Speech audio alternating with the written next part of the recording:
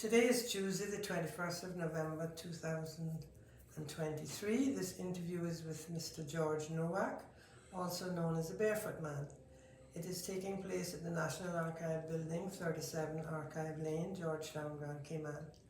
The interviewer is Liz Scholefield on behalf of the Oral History Program of the Cayman Islands National Archive. Now, first of all, Mr. Barefoot, thank you for consenting to be interviewed. And right up front, would you mind me asking you your date of birth? April 24th, 1949. Okay. And we're going to be talking about your musical life, obviously, and touching on your family life as well and how you came to Cayman. But first of all, let's just look at George and where George was when, as you're saying, Cayman came to knowledge. Where I came to knowledge, in other words. Where were you born? Where did you grow up? Where I came to knowledge. Yeah, I was born actually in Germany, in Munich, Germany. Okay. Both my parents, my mother and my father, are German. And my mother was, I guess you would consider her almost like I think they called them a war child. She was a child during World War II. Child, when I say that, a teenager. Okay. So as she grew up, and then later on she married another German citizen. And then when I was about 8 years old, my father, he was a merchant seaman, and he went off to sea and he just never came back. And which maybe that's where I got my love for the ocean too, and in those genes. So when my mother was I think in her 20s now. No, I'm a little older than that. I can't pin that date down. But later on, she remarried a guy an American citizen who was stationed over there, because there's a lot of military over there after the war. That's right. And he was in the United States Air Force. So she married him, and when his tour of duty was over with, of course, he brought her back to the U.S. and brought me back to the U.S. And I was about 7, 8 years old at that time. And so I landed. Where did you go to? And the first place he was still in the military, even though his duty in Germany was over with. Right. So the very first place we landed actually was in New York City, because we came over on a military ship type of a thing, not a battleship, but like a merchant ship. All the military crew stayed on the bottom part of the boat, and on the next 2 floors is where families stayed. And, that's where the kitchen facilities were and different things like that. Because I think it was maybe about a 6-day trip over, something like that, if I recall. So I came over with them. What was interesting, one thing that sticks out in my mind, everybody on the ship was sick. Even the military men, they were all sick. They were all seasick. They were Air Force, so they were used to the sea. But the only person who wasn't sick was me. And I'm running around, an 8-year-old boy around this boat. And there was really nobody to talk to, my age, because all the kids were sick too. But they did have a little cinema there, I remember. And I remember when my mother first got together with my stepfather, he was. I would go to the base there, the air base often, and go to the cinema.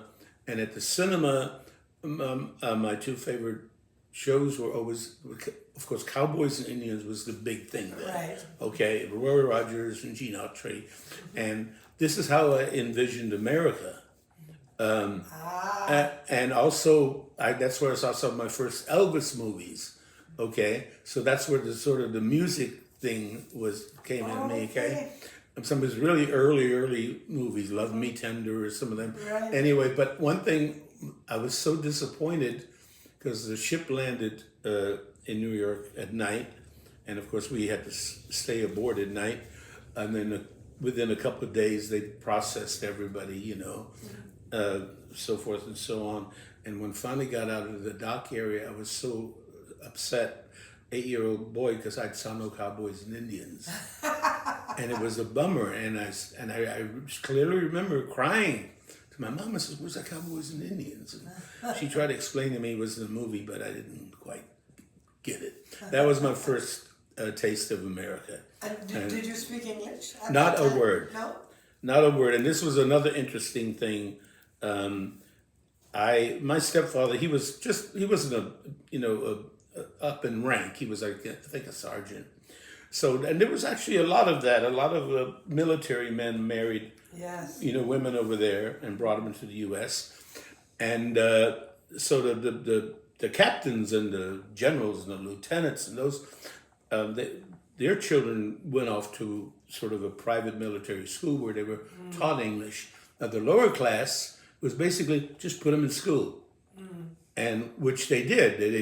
I literally was put into 3rd grade because I went second grade in German school. So you just got to think about that. So I was literally dumped into 3rd grade, not speaking a word of English. Now, mind you, I caught on quick, okay?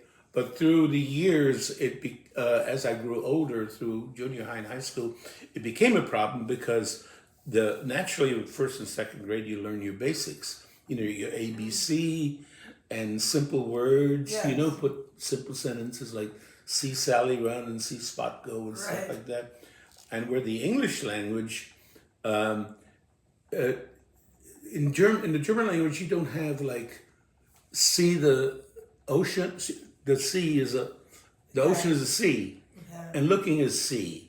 Yeah. So it's the same word but 2 different words, and that really confused me as I progressed in high school on. Yes. And I got almost to the point in high school I just gave up English. It was just English is not easy language to learn. So I grew up with basically really bad grammar, and I was horrible at writing. When I say writing, the proper structure sentencing, And I remember and it was when I was in high school. Once they had a thing. I don't know if they did it in English school, but they used to call it diagramming sentences. Okay, or dissecting sentences. Yes. And the teacher would write a big old sentence on a chalkboard, and then you wrote it down on your paper, and then you said this is a noun, an adverb, adjective, period, blah blah blah. And as the week went on, every day through that week, the sentences got longer and more complicated, and of course it was more and more complicated to me because in my mind it was like, who cares? What does it matter if it's a verb or an adverb or an adjective? And I remember after about 4 days, I raised my hand and tried to, in the nicest way I could, and I said, in the classroom, I said to the teacher, I said, I think I'm here to learn to do something when I grow up, to get a job. And I said, what job will I ever have? I got to do that. I got thrown out of class. And this was still in New York? Yeah, no. This was actually in North Carolina because eventually, he moved to North Carolina. Yeah, eventually after his tour of duty was over with, he went to a few air bases in between. But then my stepfather was from North Carolina, so we moved back to his home. Okay. And but I got, I think it was because I sort of stumped the teacher because he didn't know how to answer that. Okay, I mean, how do you answer a question like that? And I wasn't trying to be a smart aleck. I was being serious. Very practical. Yeah, I was being serious, but maybe I didn't come across good with that. Did you speak English at home? Oh yes, quickly, very, very quickly. Now my mother constantly. My mother, of course, didn't speak any English either when she landed here in America. Right. Okay, no, it's the same thing. So. But she spoke both around the house, but my stepfather would constantly get on her. Don't talk German so much around me because I need to learn. Okay. Okay, which was sort of hard for her because she didn't know English that well either. I take it he spoke German then. Very little. Oh, okay. No, very little. So he spoke very little. So it was. So he always spoke to me in English, and the way I used to do it, I recall in my younger, elementary days, I would be around other kids and I would do something like, "What's that?" And he would say, "Oh, a helicopter." So what I would have is I'd always had a pad with me, and I would draw a picture of a helicopter, and I would write down helicopter, but not knowing how to spell it, just the way I thought it sounded. Yeah. Well, that again worked against me later on in life because I just got to the point. Well, so to make a long story short out of that is I ended and I remember my English teacher in high school once saying to me, you prepare, you'll never be a writer. Well, I've written about 5 books, so I proved him wrong. I hope he's turning over in his grave. However, I must admit that has a lot to do now with, the internet, and all the things you can create through the. Correct it for Yeah. So and where I really learned my lesson is I travel over the years. I've traveled a lot through the. I'm an island freak, okay? Anywhere there's a palm tree, that's where I go. So I've done a lot of traveling through the South Pacific also. Oh, okay. And I visited a place in the Cook Islands once called Manahiki, which is very remote. It's an atoll, very remote. There's no hotels there, no nothing. Just pearl, and one of their main industries, or the local economy, I would say, is pearl diving. They dive for mother of shell pearl. They dive for the shells. Now, if they're lucky enough to get a pearl, that's like a bonus.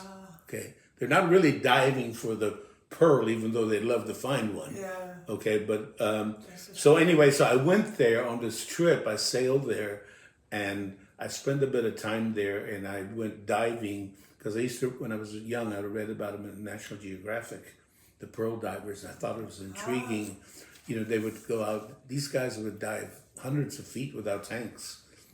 I just, it was fascinating to me. So I got the That was before you came to Cayman, you did that? No.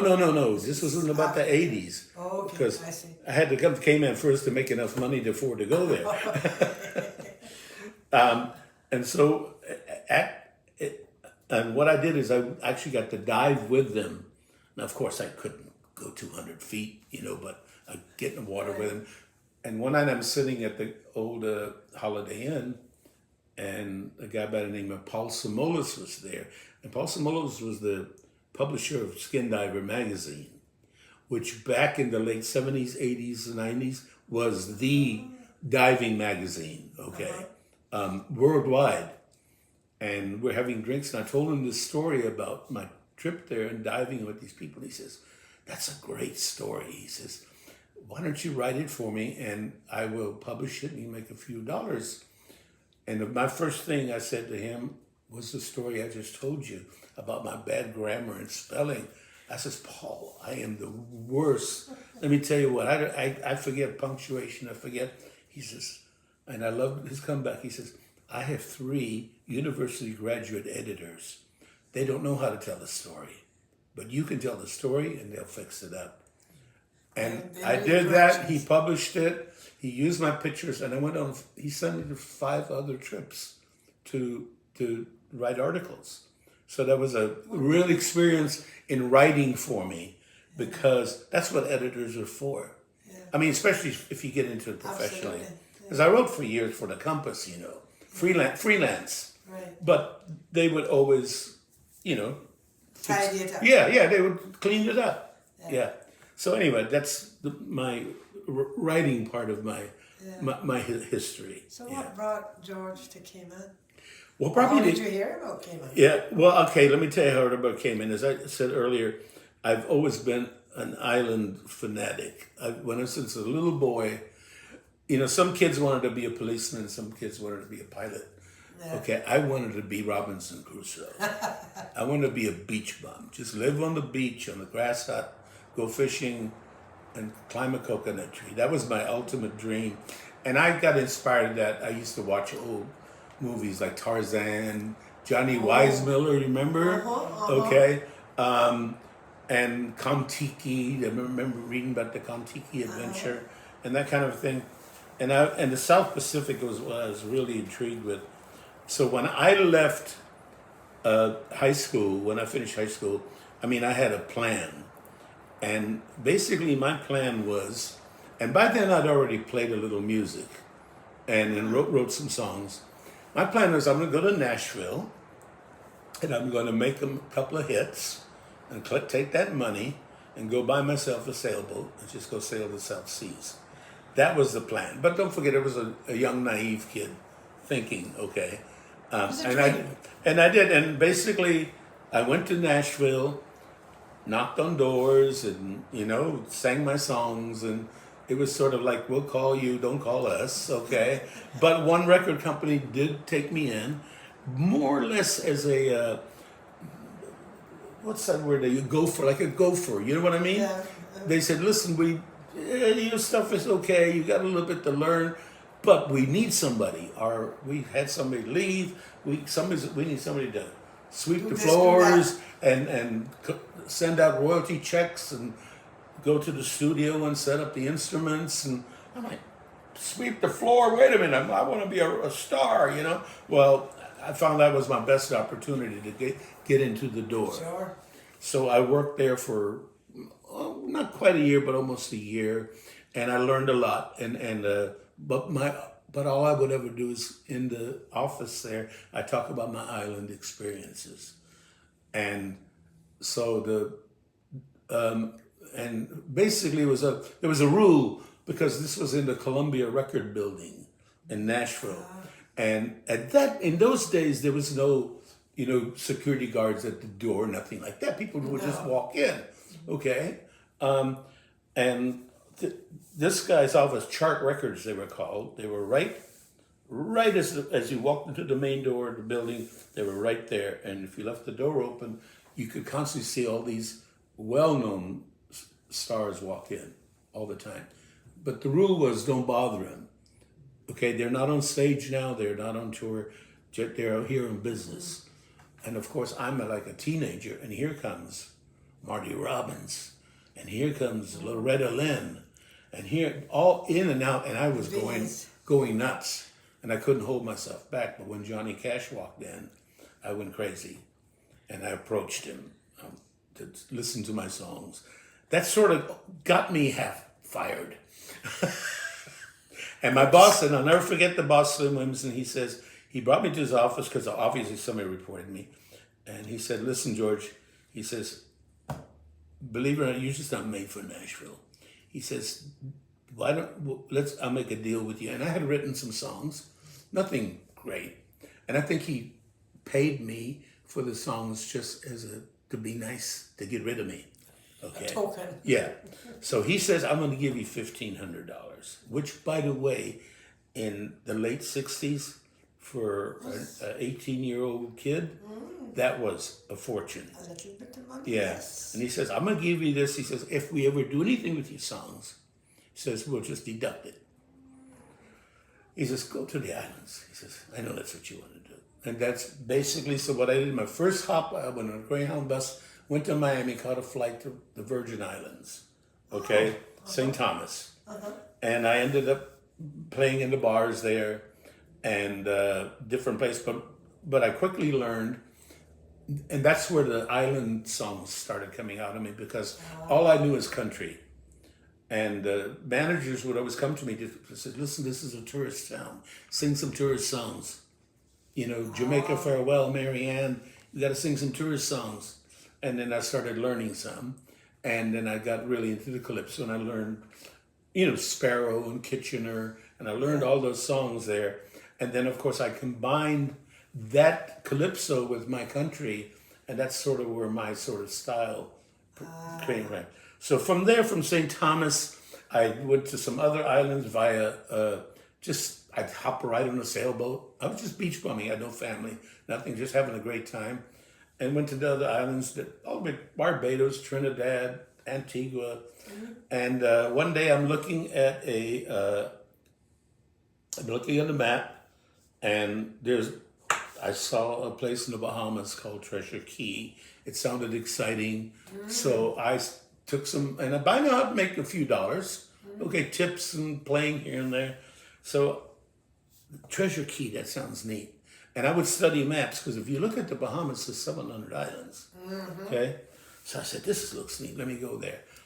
Got on the plane, went to the Bahamas, went to Treasure Key, and I was very disappointed because in the Abacus Treasure Key was actually a golf resort, which was not me. Too fancy. Yeah, so I went in for dinner. They wanted me to wear a jacket. I said, "Oh, did I land on the wrong place?"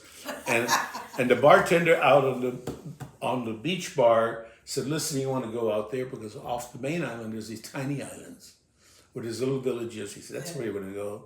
So I went from there. The next day, I caught a boat, went to there, and I was hooked. It was 300 people lived on the island, and I stayed there for almost a year. Played at a yacht club and had a great time. You were taking your own guitar all this time. Yeah. Oh, yeah. Well, the guitar, I mean, has been my passport. Okay. Because I could always get a room. I could always get meals. I could get free beer. Because most of the time I was cheap. I said, just give me a place to stay and feed me. All I want to do is during the day is go swimming and diving and okay. Well, in the Bahamas is where again I started looking at maps again. And here, and geographically, if you see how the Caribbean goes, from Puerto Rico down, it's a circle, down to Trinidad, but Cayman is the oddest place of all. And I said, okay, this might be interesting, because I already knew at that time in Nassau, Freeport, there were big hotels and things, okay? So I went to the library the next time I was in Miami. My boss there in the Bahamas had his own private plane. So he would fly regular to Miami and Palm Beach to get supplies.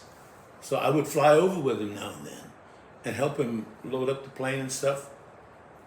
I went to the library before internet days, and I tried to find something on Cayman. I couldn't find nothing, except it mentioned it in a couple of pirate stories.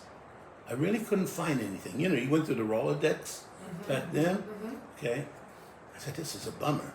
So at the airport, when on our way back, I walked around the Miami airport and I asked some of the agents, I says, who goes to the Cayman Islands here? And what was interesting, most of them had no idea where it even was. So finally I got one, they said, go try Laxa. Okay, I think they go to Cayman Islands or go to Laxa, which is Costa Rican airline. And back then they flew here one day a week. They flew to San Jose every day, but one of those days they stopped here, and then on the way back from San Jose they stopped again, Miami. And the agent there at the Laxa counter, it was so funny, and they had some brochures of Cayman on the desk. And I picked one up, and the agent says, why do you want to go to Cayman? There's nothing there. That's what sold me. I said, how much for a ticket? And I think it was $80 round trip back then, or $90 or something. I says, how much for a ticket? So I bought a ticket on the spot. Back then, you could buy an open ticket. Okay, there was no rules about you had to miss a flight or whatever, blah, blah, blah. Right, yeah. And went back to the Bahamas. It was a hard copy. Yeah. So I went, it was probably maybe 4 or 5 months later, because it was still sort of a heavy season in the Bahamas. So I played there, and I went and came to Cayman on the Laxa flight. What year was that? 1972. 72. Yeah. 72. And what happened is, while I was still in the Bahamas, I wrote letters to about 3 of the main hotels here. The Royal Palms, the Galleon Beach Hotel, and I think there was one more. Seaview? Not Seaview, Pageant Beach. Okay. those are the ones I wrote letters to, asked if they'd be interested in musicians. Nobody answered me except Bruce Parker from the Rum Point. And Bruce Parker, and again, he said, I really can't afford an entertainer, but if you know how to dive and if you know how to snorkel, I need somebody to take people out on the boats regular and things like that. Because they had a 12-room hotel then back there. Right. Very small, like a motel setup. It was rustic. Very rustic, very rustic. And it was maybe a step above camping, okay? Yeah. And then he also had a summer camp. He would bring kids down, and they would, like a group of 20 or 30, he says, I also need somebody to sort of be a counselor with these kids. Says, and then if you want, you can play in the evening, and if somebody gives you some tip money, go ahead. And he says, I can't pay you a lot. And, well, that's all I needed. Yeah. And so Bruce Parker picked me up at the airport. And every time I see Sharon McCoy, do you know her from Northside? If I see Sharon McCoy in some gathering, someone says, folks, it's her fault I'm here. Because she was the immigration officer at the time. And there were only like 4. Yeah. And Bostock was the head guy. Yeah. And I remember coming in and Bruce Parker said, now listen, when you come in, don't tell them you're working. Okay? Just tell them you're coming to visit me. You're an old friend of mine. Okay, so I said to Sharon when I landed, I'll never forget it, she said, well, so what are you doing? He says, oh, I'm going to Rum Point, just on a little vacation, you know. I mean, I'm a young kid. I don't have money for a vacation. I had a paper bag and my guitar. She looked at me, she says, you have to tell me the truth, George. Says, because it's a small island and everybody knows why you're coming here. Which is true. Of course, all Bruce had to do is mention to somebody at Rum Point that, hey, a guy's coming here and plays music. She was from Northside. Oh, you're Northside, yeah. And of course, everybody in Northside knew it. So that's how it was. I thought that was sort of funny. Anyway, so from there, I played there for maybe about a year, a little bit over, and did a couple of the camp things for Bruce. I hopped over to Cayman Islands now and then because he used to have a bar there with the Dices and Cecil Fox. I don't know if that rings a bell, but anyway, he was the manager there. They had a nice little bar, and I would go up there and play. And through that, between the Rum Point, Cayman Kai, I started, making a few dollars. Yeah. And then Dave Mitchell from the Galleon Beach Hotel drove over one day. One evening to hear me play, and he asked me if I could come to Southern Mount Beach and play a little bit. And I asked Bruce, and he says, well, as long as, you still do your stuff around here, you can take off any night. They got to come pick you up. And I went over there and played, and anyway, so it went on from there. And I played at the Galleon maybe 3 or 4 years, and then the Grand Cayman Holiday Inn opened up. Right. And I'll never forget that because I'm on the beach there at the Galleon, and they were tearing down the trees and stuff where the Holiday Inn was built to build the hotel. Right. And I walked up to the backhoe guy, and I said, "What's going on?" He says, "They're building a Holiday Inn here." And see, to me, I pictured, the typical American Holiday Inn, a roadside motel. Yeah. With that big, goofy-looking sign. Right. And to me, on this gorgeous little island, you're going to build a Holiday Inn? Oh, my God, a motel? No. And I'm like, no, that's horrible. And so the guy, he just keep on working. Well, I ended up working for him for 23 years. Wow. So, yeah. So I did it after... What happened, Dave Mitchell eventually left the Galleon. And the reason I stayed at the Galleon through most of that time, because Dave and I were very close friends, right. The manager there. But when he left, I was sort of, I was free to go. And while I was playing at the Galleon, the owners of the Holiday, when they were building the Holiday Inn, the owners and all the head construction people, the supervisors, they stayed at the Galleon. Because it was the closest hotel, it was right next door. Right. So they all rented rooms there. So I got to know them all very well. And Herbo Humphreys, Right. Who was the owner, okay, and him and his dad used to come down and they'd hear me play. Right. And they were always, well, if we ever open up, They were connected to Kim Jackson. And Exactly, yeah. Well, Kim Jackson a little later, Yes. because when Herbo got into the Treasure Island, Right. treasure diving, stuff like that. Yeah. Right. Anyway, and so after Dave left, I had breakfast with him. He says, I'm leaving in about a week. And I said, let me just go out. So walked down to the Holiday Inn and I saw Herbo Humphreys there. And I says, by the way, just to let you know, I'm available now. We went to office, and an hour later, I signed a contract. Wow. And I was there for 23 years. So, Goodness me. yeah, that was a long run. And after they closed down, the Ritz bottom. Interesting thing, I saw the Holiday Inn being built, and I saw it being torn down. Oh, That's when you've been around a while, you know. yeah. Full circle. And after that, the Hyatt hired me to play back at Rum Point again, because the Hyatt leased Rum Point back then. Yes. So I played there in their restaurant a couple of nights a week and on the beach on the weekend. And then Kel Thompson, who owns the Wyndham Resort, in East End, which Right. was originally the Reef Resort.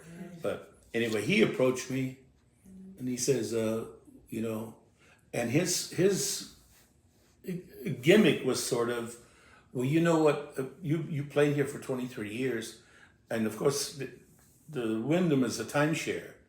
So it was a timeshare selling thing. Said, you know what, maybe because we put Barefoot Man in here to play, we can get some of those people from the 7 Mile Beach side to come over and hear him, at least, and maybe put a sales pitch on him. And that was sort of the, I see. but I didn't care whatever they wanted to do, and I ended up playing in the lounge upstairs, which worked out very good. I was there for 20 years.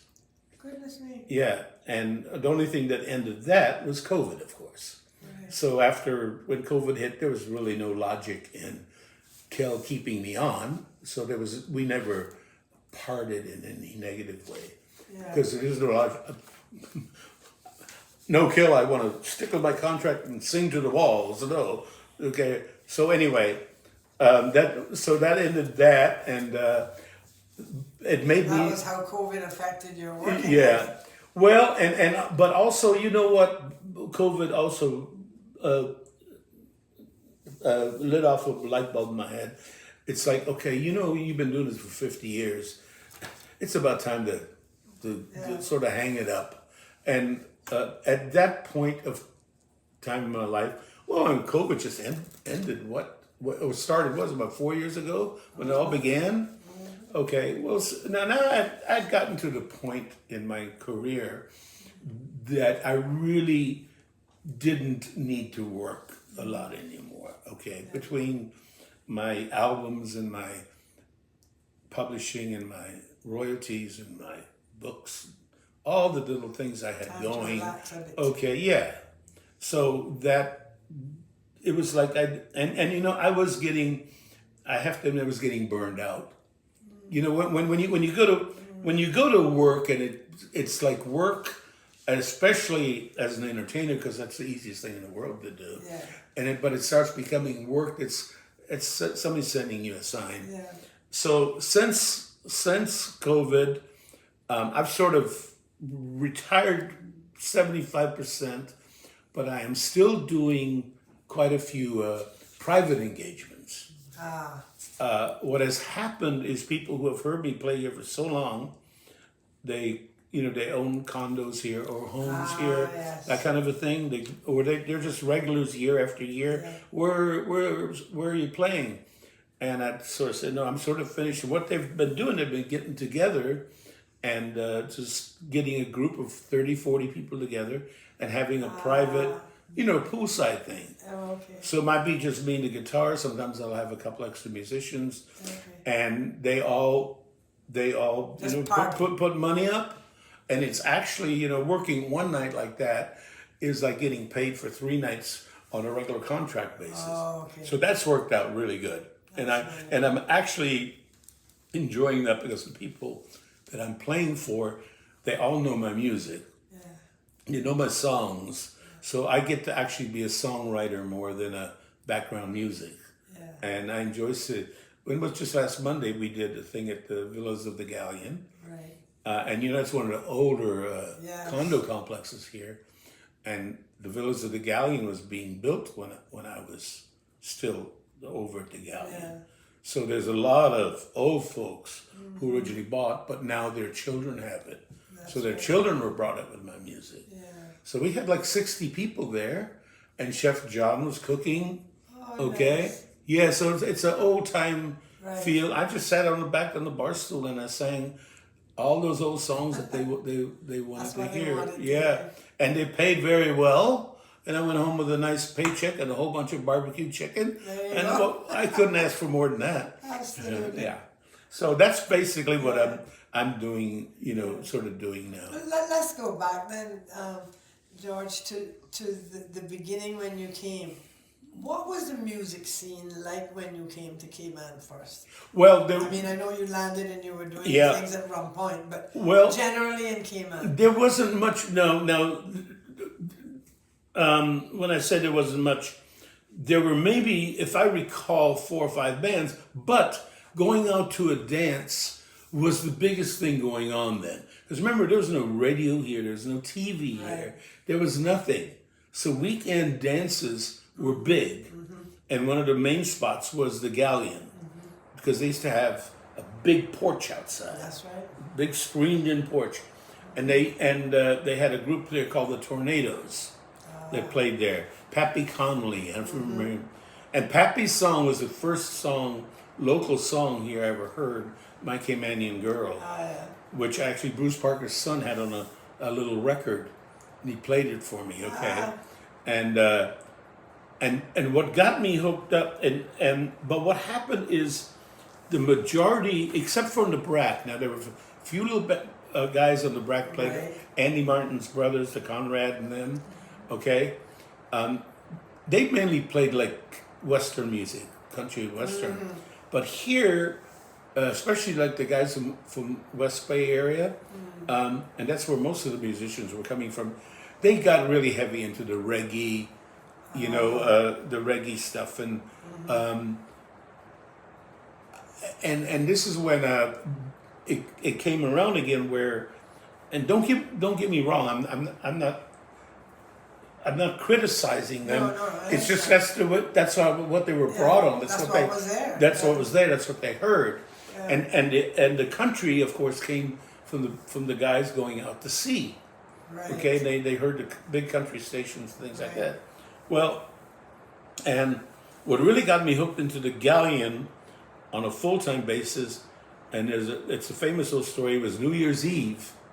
Back right around then, maybe 74, 75, something like that. New Year's Eve, Dave Mitchell had sold out the night, like 600 tickets, something like that. Wow. And the Tornadoes, I think it was the Tornadoes. If I'm being recorded, I'm not sure it was the Tornadoes. But if I recall, because remember the Galleon sponsored an album by the Tornadoes. That's why they stick out with me. Okay. But there was it could have been another band. But anyway, It was a local band. It was a local band, Yeah. yes. And what happened is nobody showed up, except for the trumpet player, who was one of the staff at the hotel. The boys just went off and had a celebration without forgetting they had to play. Oh dear. Yeah, and apparently there was a big a scene, and Dave had to actually took them to court because he lost a lot of money that night, and he confiscated their gear.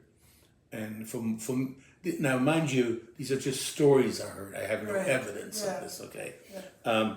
And apparently the court was like, okay, these guys have to play for Dave until they pay back what he lost. And you know Rudy Seltzer by any chance? Yes. Okay. Now Rudy is a guy who can confirm this story better than me, because apparently Rudy was there that night, and at the time he was not Rudy Seltzer. I'm sorry, I didn't mean Rudy Seltzer. Rudy, he's a police officer. Rudy Evans. Evans, yes. Sorry, not Rudy Seltzer. I also knew Rudy very well. Doesn't his daughter work here? Yes, yes. Yeah. Rudy, the police officer, was there, and I think he was a sergeant. And he actually got on the microphone and he told everybody to calm down. Because it wasn't Dave's stuff, because people were ready. They were partying, they were dressed up, they were ready. Yeah. They paid their ticket. They were ready. They're gonna tear the place down. Oh my goodness. Yeah. So Rudy got up on the mic and he calmed the people down and he guaranteed that Dave would refund their money and everything was okay. But because of that incident, Dave brought me in and he says, you know what? He says, I had enough. It's just, people have to show up, blah, blah, blah. So I started playing in the lounge. Then next thing I had a band and that sort of become regular. But, you know, it's you know, at the time, you know, I mean, everybody's all upset, but when you think of it, was such an island way. People say, well, sometimes on some of these stories I tell about the years I experienced it, say, that's horrible. I said, no, it's charming. You know, some of the stuff is just charming. It's the It just happened. Yeah, people are late. People don't show up to work. It's charming to a certain level, of course, you know. Anyway, yeah, and so that's, and I forgot exactly which question you were asking me. Okay, Yeah. well, I'll just continue on that vein. One of the Oh, questions the that- music then. Yeah. Yeah, and like I said, it was mostly reggae style, whatever.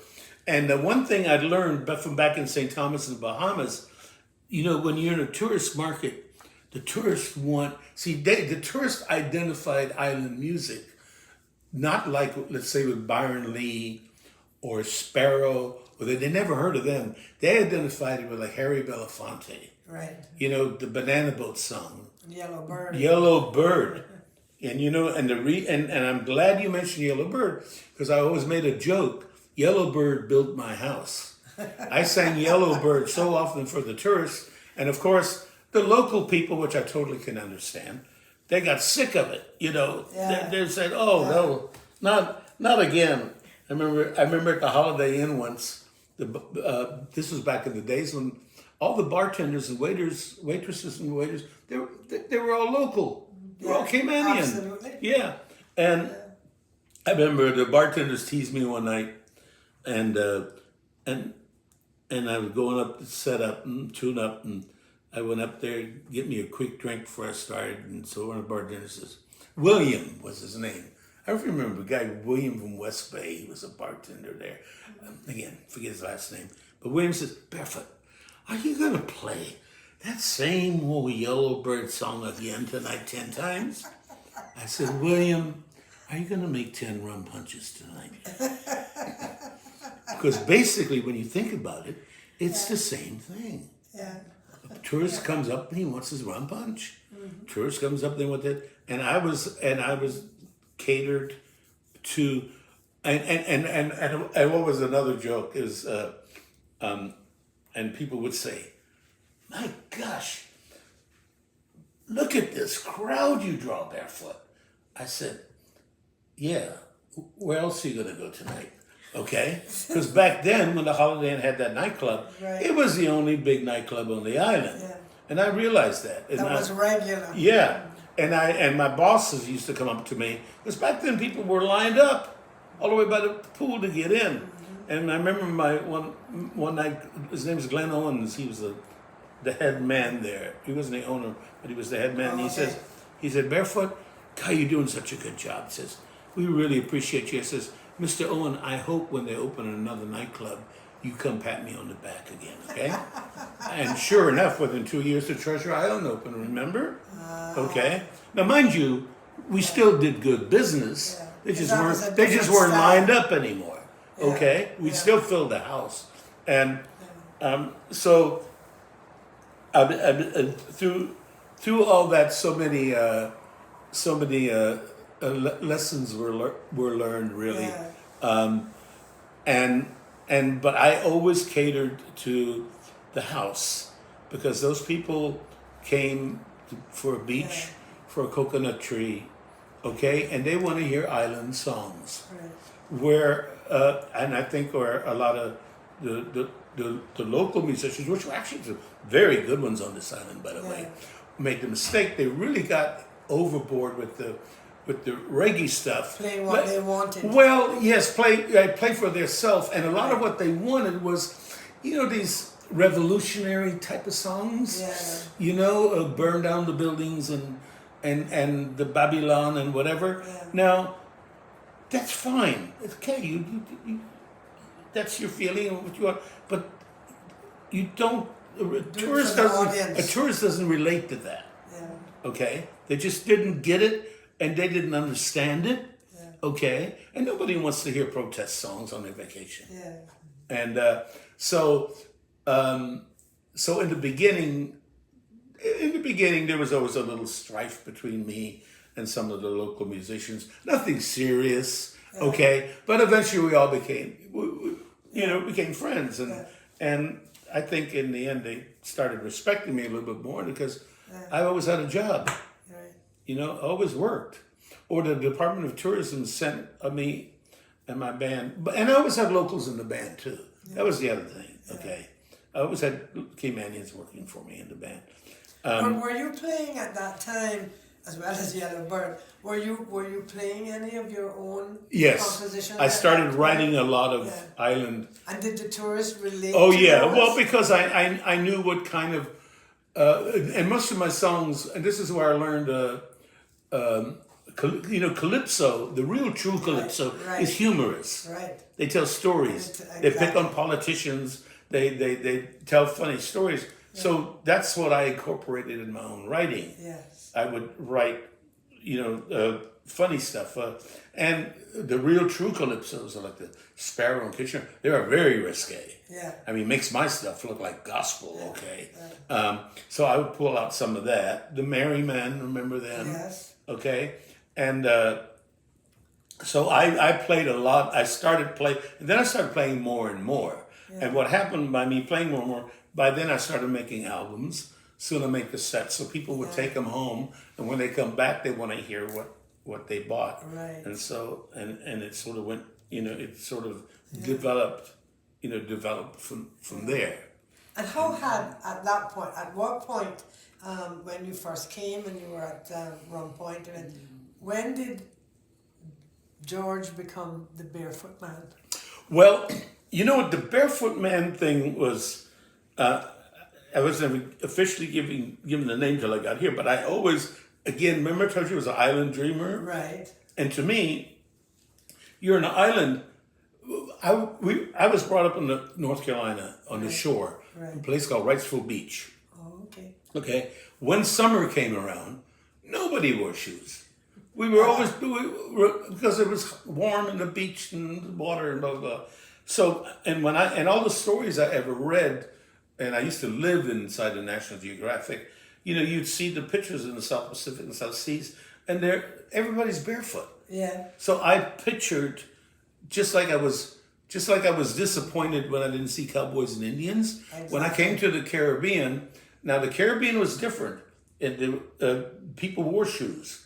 Yeah. Okay, like in St. Thomas, basically most of the local people wore shoes. Yeah. And this was in the hippie era. And now I was never a hippie. I never really had long hair. No. And believe it or not, I'm probably one of the very few musicians ever who's never even smoked weed. Yeah. I've never even tried it. I know you're looking at me, yeah, right. But that's true. No, I drank a lot of beer. But but it was in the hippie era. So I walked around St. Thomas barefoot all the time. So when some locals would pass, and they said, "Where's your shoe, man? Where's your shoe?" Because one of the things was that's the first sign of poverty in the Caribbean. Yeah. If you don't have shoes, you're really poor. Yeah. Okay. Now the South Seas is different. That was just natural. Yeah. But the main thing you did wear, and of course, the more prosperous or wealthy you were, you wore a nicer pair of shoes. Mm-hmm. The ladies would have 20 pair, and the men would wear stylish shoes. Okay, but I always went barefoot. I thought so. When I came here, it was the same thing. I ran around Rum Point barefoot, and of course, it was Bruce Parker who said, I want to put something in the compass that you're playing here on the weekends, because maybe we get some people from town to drive out. Keep in mind, it was very little entertainment, and this was something new. So of course people are going to come out and check it out. He said, "But George Nowak, it just isn't going to work." And I said, "You're right. George Nowak singing calypso, just no. Barefoot Man singing calypso makes sense." Ah. So he's the one who says, "We're just going to put in the Barefoot Boy." That's what originally, and then included Barefoot Man, and then Barefoot Grandpa, and so that's sort of where and it's stuck, and it's a good marketing. It's a very good marketing tool too. Yeah, people think I own Barefoot Wine. I wish. And you mentioned how you incorporated, you collaborated with local, you had locals on with your band. Oh yeah, back then I had who did you? Originally my first band members was a guy, Hugh Cox. You remember Hugh Cox from the travel agency? Yeah. He played the saxophone for me. Really? Yeah, and with Hugh Cox, there was a guy called Dave Miller, who's not a taxi. He has a bus. He's a bus driver. Takes tourists around on tours. Dave Miller, and then there was a guy named Mac MacArthur Whitaker. From Northside, and then later on MacArthur Manderson from West Bay. Right, I knew him. Yeah, and so those were all my musicians, and because it got it just got more popular, and Dave Mitchell put out more money. Next thing I had like a 4-piece band. Right. During the week I played in the lounge just by myself, but on the weekend we would have a band. Yeah, an actual band. Yeah, and then later on, when I moved on to the Holiday Inn, I ended up with Philip Bodden. If you know him, yes, excellent guitarist. Probably in my book, probably the best on the island. Yeah. Unfortunately, he turned over religious and didn't want to sing for Satan anymore. Okay. Well, he thought that the nightclub was Satan's territory, but it's too bad because he was excellent. Yeah. Okay, and then who else joined me? Mark McTaggart. Oh yeah. Okay, that's right. And who still works with me he was just a kid. He was he was like 15, 16 years old when he's and another member of the band was. You all remember the Doucette story, okay? The Inner Bank? Yes. Well, John Doucette had a son, Daniel, and Daniel played the little drums. Okay. And the reason I let Daniel play drums with me now and then is because Doucette, if you notice the picture in the front, see there's a picture right here of the Inner Bank. Oh. Okay?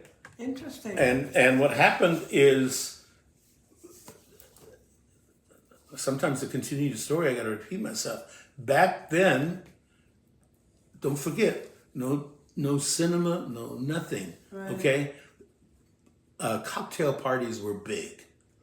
Everybody threw a cocktail party, especially John Doucette, because he and it was always the same people, and he would always.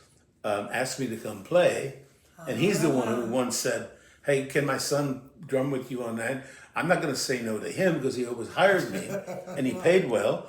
And then one day I'd mentioned I was going to do an album, and he said, "Well, if you give me a little picture in front, and I will sponsor it."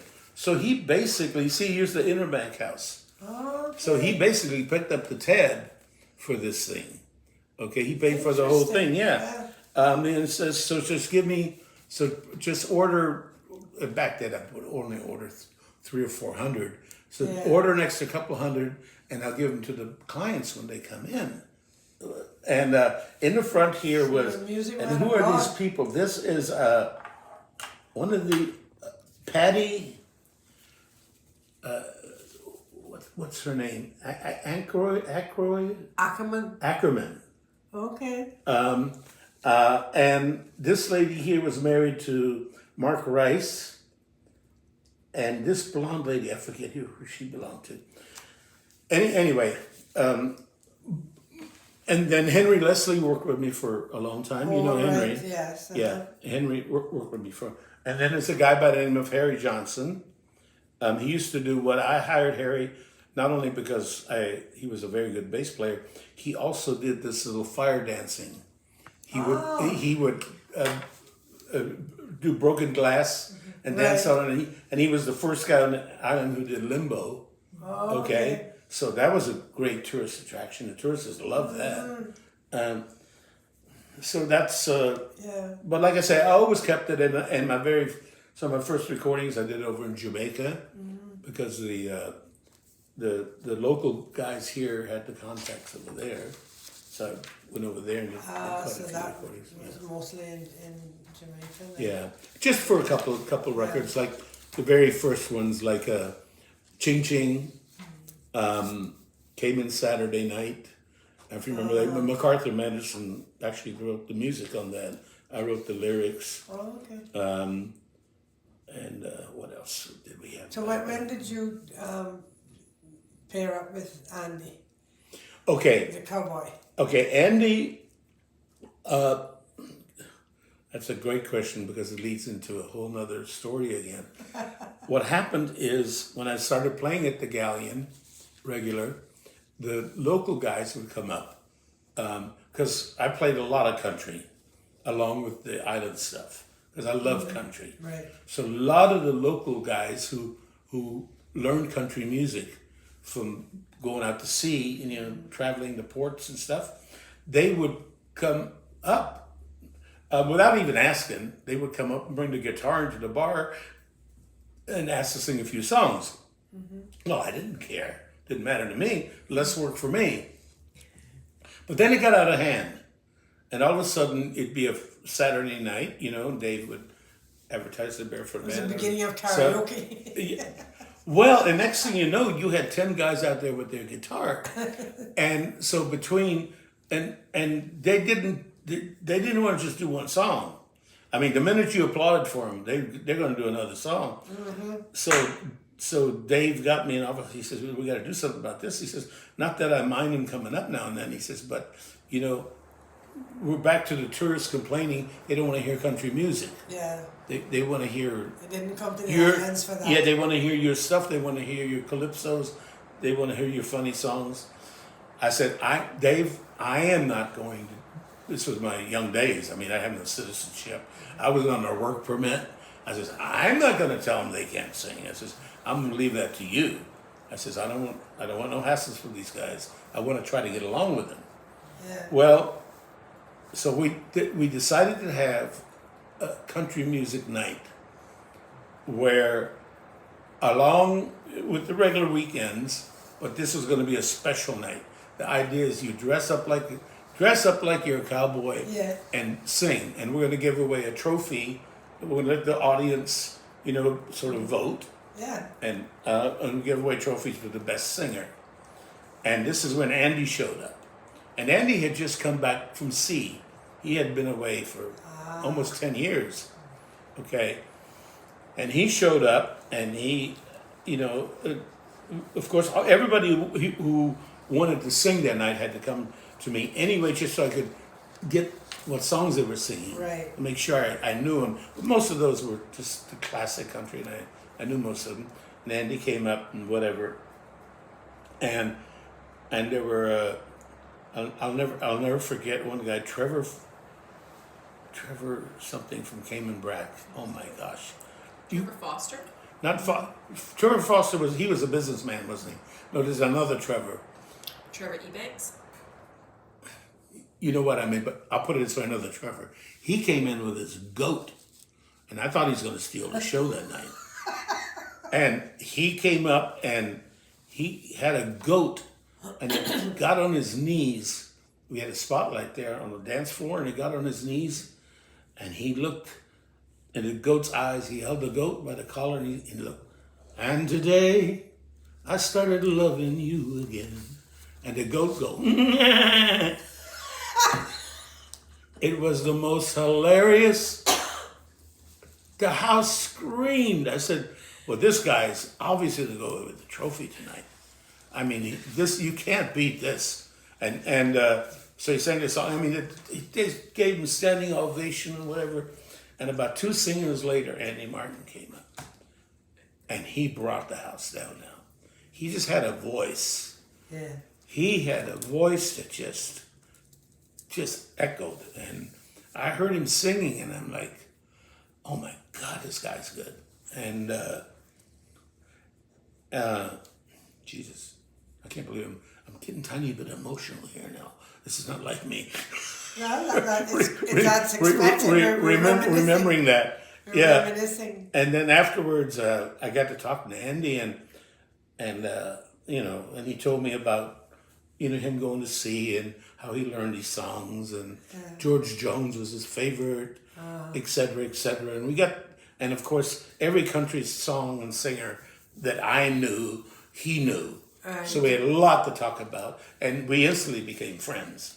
Yeah. So I thought, you know what I'm going to do? I'm going to write a song just for him, because I thought, now this is another interesting thing I found in Cayman. You came here, and especially in the Brac, there's people walking around, grown men. They all had their cowboy hats on. Yeah. And some of them, there was a couple even with a belt and a 6-gun, but they were toys. But again, I understand where they're coming from, because I saw it. That's all I saw in the movies, and sure. Yeah, and so they would with the scarf, boots, and I thought this was so wild, So no other island in the Caribbean was like that, No other island, and so anyway, that's where the song came from. He's a Cayman cowboy. That's Andy's first recording. And so if you listen to the lyrics, it basically tells that story. He's a Cayman cowboy, and it might seem strange, but he calls his island his home on the range. He doesn't wear a 6-gun. That's not his style. He just wears a great big Cayman Island smile. And Interesting. and so we recorded that in Jamaica, and then on the other side of that, he did Going Back to the Brac Again. Okay, I wrote most of Andy's songs. Now for example, his biggest song, Letter from Sea, okay, which by the way sold thousands. Yeah. It was amazing, the amount of records he sold on that, because it was popular not just here in Honduras, San Andres, Nicaragua, Belize, because all those men out there went to sea also. Right. Okay, so it was a big seller for him. Now he helped me. I wrote the song, like the music and stuff, but I could have never written the story unless a guy who went to sea told me the story. Right. Yeah. So he told me about how they would go out, wait for the mail. The mail didn't come in. And seaman expressions like the oiler and the captain and the first mate, and that kind of thing. So through his storytelling, I wrote the song, but of course he's got credit on it. And another lady who helped me also, Maxine Hides. Do you know her? Okay, Lucy, because she used to have a gift shop down on the beach. Yeah. And as I was writing this song, and I forget, she had, because I was sitting on the beach writing it, and then I would go up to local people, I would sing a little and say, well, what do you think? And I felt, there's something she threw in there. Yeah. She said, oh, you got to mention this, and I did. So I gave her a little writing credit too. I see. So that's how, and so anyway, from then on, anyway, Andy proved to be so popular, we just kept writing songs. The next thing he became a bartender at the Galleon, okay, and then he moved to which was then the, I forget, the really nice place was, anyway, and then later on he moved to the Treasure Isle. So he basically, his profession was bartender, but he did a lot of performing with me. And we traveled a lot to the Department of Tourism back in those days. they send us on a lot of fam trips, they call them. So he traveled with me there, and first time I took Andy to the studio in Nashville, and we went. We had the full shebang Nashville musicians. They did the same thing when they heard him sing. Their jaws dropped, and they said, "God!" They were just like so amazed at his strong, clear, crisp voice. So we did a lot of recordings up there with him, and we became really close friends. We were like brothers. We always hang around together. Now, recently, Andy, in about 7, 8 months ago, he got a touch of the COVID. Nothing serious, but enough he stayed home, stopped drinking for a while, down. Yeah, and he calmed right down. So he's sort of afraid to go out with me now because I always stop to have a couple of beers. And his wife, Sue, I don't know if you heard Sue Martin. She's a sweetheart, okay? And she said, don't take Andy to any bars, Yeah, so we hooked up. And I actually did, Andy did about 5 albums I recorded with him. And now Andy wrote some of his own songs also. But the majority of them, I wrote for him. But he was but he's had it. He doesn't want to play anymore. Yeah. I can't get him out. No, can't get him out. We invited him to this 50-year thing they want to do. But he said, no, I'm not singing anymore. I see him at the supermarket. He's down in the market now and then, yeah. Earlier, George, when we were talking about your early schooling days and, learning English and that sort of thing, and you said, well, although your English wasn't all that good, you had published, and I'd like to touch on that a little bit now as well as the music. Is, of course, the one that everybody thinks of right away, or I do anyway, is people that People Time Forgot. Yeah. I think you had mentioned that Cayman was going to change. Yes. And you started taking pictures. And what I'd like also to find out is what sort of camera and film, how did that all evolve? Well, now that's something always been sort of a hobby of mine. Even back in high school, I love taking pictures and always trying to do something unusual, instead of just stand there, just do some strange things with it. Something abstract. And, just something weird. And so I always had a camera. I did always have a camera. And I did a lot of traveling, and because of my traveling, I wanted the memories and things. And of course, I learned it all on the 35 millimeter camera with film, 35 millimeter film. Right. Okay. Now, even though in high school I did go to a photography class, but I found it boring because they got into they would talk about f-stops, light meters, you just wanted to take a picture, apertures, all that stuff, and I'm like, I had to do this, and fortunately, as cameras got better, they eventually, before computer cameras, there was most of the cameras started having a little thing there it's called program, and basically the program just took what light was available and whatever. Okay, I mean now it's so high tech. You can't go wrong. You can't almost miss nowadays with a picture. Okay, but back then the best setting. So instead of the f-stop here and the speed here and all that stuff, put it on program and just let the rest handle itself. And that's what I did. I set it on program, and when I came to Cayman, there's one thing, I would go to Little Cayman a lot. I went back to Little Cayman on the DC-3, when they flew over once a week. But one thing I did see, because I'd been to other islands before, is I said to myself, this is not going to stay like this forever.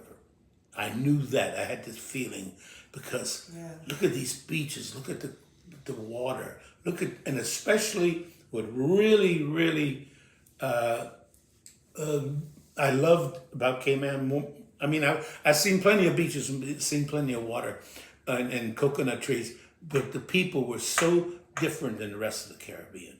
Because there's one thing there was no, I never heard, when I first landed here, I never heard that word like foreigner, you know, or that expat thing. It was like you were a guest. You know, you were always a guest. And the people were so nice then. Yeah, they were nice. They didn't look at you like somebody invading your land, you know, that kind of thing. Everybody that I recall, back in those days, I never ran into a rude or mean against me person. They were just nice. And so I would go around with my camera and I would always ask though, you know, I said, can I take a picture? And some of them were very shy, of course, about the whole thing. And a lot of them, they were very proud. And says, I just want to save this. And not so much the island, but the people. And that's why I called it the people time for God. Because, I mean, I can, just about everybody in that book, I can tell you a story about, because I got to know them. I would go revisit them over and over again. Or I loved it, then I did a lot of fishing, okay? And I would maybe just bring them some fish. And we'd talk a little bit more. Or if I stopped at the store, I said, hey, I'm going to the store, you need something? That kind of a thing. Yeah. And not that they were poor. See, some people would say, for example, I would have visitors back in the early days say, oh, I live on, you know where I live in Breakers, the old school road. Yes. Remember Miss Nell Connor? Yes. That was my only neighbor. In the beginning was Miss Tooksy also. Right. Okay? Those were my two neighbors. Why did you choose Breakers? How did Breakers happen? Breakers happened because I used to all the time go out when I lived at this end of the island. Back initially when I started Holiday Inn, I lived over here, some house along the beach that they sort of rented for me. But any chance I got, I would go to the other end of the island because it was just still islandish. Well, even back then, this side was still islandish, but that was really islandish, and I just liked the whole charm of the place. Yeah. You know, one thing I remember is you drive to the north side and east end, you know what you would smell? Coconut oil. Just driving down the road, because everybody had a little caboose and they were cooking. Smoke. Yeah, and that aroma. Yeah. And anytime I smell coconut oil now, I go back in time. So, but one thing I found, they were always gracious. They were always nice. A couple of times, I would see some elder person and a younger person, like a daughter or son, would come out. Can I help you? Says, oh no, I just want to see if they'll let me take their picture, and and then they talk to their mom or dad, whoever it was, and they'd say yes or no. But very few people turned me down about not taking it, and I respected that. I just left it alone then. Yeah. But the friendliness was just, I mean, it was truly. I mean, it got into my heart because people were just so nice. Everybody's so nice, and Miss Tooksy, everybody in the Breakers. Oh, anyway, get back. How did I get there? So one of my favorite spots was Breakers because when you drive down that old road, it was called Old Schoolhouse Lane. Drive down that old road, which used to go a little bit further to my house. Right out there was great fishing spot. Mm-hmm. Okay, I used to get lobsters and conch there like crazy. Mm-hmm. Okay, and I had a kayak, like an old kayak, which I kept in the bush out there. Okay, and I would just paddle out with that and jump in and get what I wanted, and just float back and drink the beer floating back or something. It was just, I was in heaven. And so one day I drifted. Do you remember the name by the name of Billy Bodden? Very first publisher of the Compass. He had a house out there. Oh, really? A little small cottage. Oh. And he died there. Oh. Yeah, no, he shot himself. Yeah, I didn't know he was out there. Yeah, he shot himself. I don't know why. Nobody really knew the story. But anyway, there was a little house right, literally on the sea. I mean, you know how the coral rocks come up, and that house was so close to the sea. Small, very small place. Two bedrooms and a bath, and this was. And so anyway, one day I went up there and I brought my kayak. There was a couple people sitting outside of it. So older English couple, and they were having a drink. And I started talking to them, and I told them how much I loved this place. And I said, "Oh boy, I'd love to have a house like this right on the sea." And they said, "Well, you realize they're trying to sell this house?" I said, "Who?" The Inner Bank. Billy Bodden had mortgaged it. It was under mortgage from them. So what happened is, and again, this is the way I was told the story. I've never seen documents, okay? And so what happened is... Oral history. Yeah. After he died, his family couldn't afford the mortgage payments. Or they didn't want to do the mortgage payments. Or for some reason they didn't make the mortgage payments. So when I heard that it belonged to the Inner Bank, which at the time was in, what do you call it when you go bankrupt? What's that word? You know, the auditors were receivership. The auditors were there, you know, clearing it all out. So I went there, and all the whoever does all this official stuff. And I say, this house in Breakers, I understand you guys have it in a mortgage. And it says, "You interested?" And I said, "Well, I'm going to tell you right now, I don't. If it's anything over $5,000 or $10,000, I don't have it." It says, "Well, it's going to cost more than that, but come on, talk." Well, those guys were lawyers on the island, and I forget their name because they used to be, you know, connected with the bank. Okay. So they knew me. They knew me from playing and whatever. Yeah. So they said, basically, he says, all we want is somebody to pick the payments up. He says, you don't need a down payment or nothing, but we're not interested in the real estate business, but we need somebody. Just want to get it off the books. Yeah, we want to get off the books. So we're going to give this family another 3 months. Okay.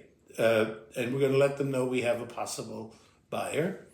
And if they don't make the payments, then it's yours. And this is the sweet part, 200 feet on the ocean, on the beach, 480 foot deep, 2 bedroom, 1 bath, kitchen, living area, house, 90,000 US.